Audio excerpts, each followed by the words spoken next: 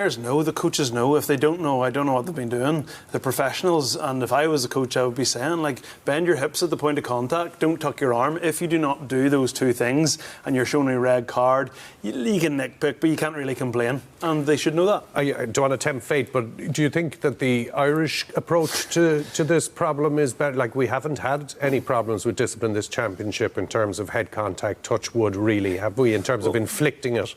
I'm scared to say it on national television in Ireland because for fear of it arriving on Twitter over the next couple of weeks, but I do feel like Ireland are the least likely team in the world to have one of those incidents, and they change games.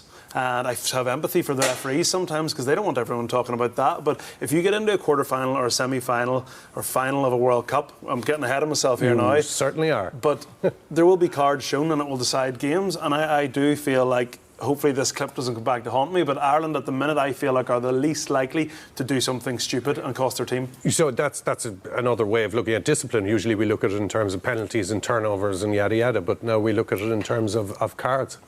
Well, you see, don't forget that the yellow card was brought in for foul play, technical foul play, like persistent offside, persistent hand in the rucks, and then it morphed into a punishment for foul play, which was never intended for, but now it's almost exclusively for foul play that we're getting those reds and yellows.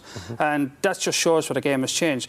I think the duty of care thing is the right thing to do, but I just think we're still going to have these tight calls and anomalies in calls, but the two cards we saw on yesterday were on the money. There were two red cards every day of the week, no arguments.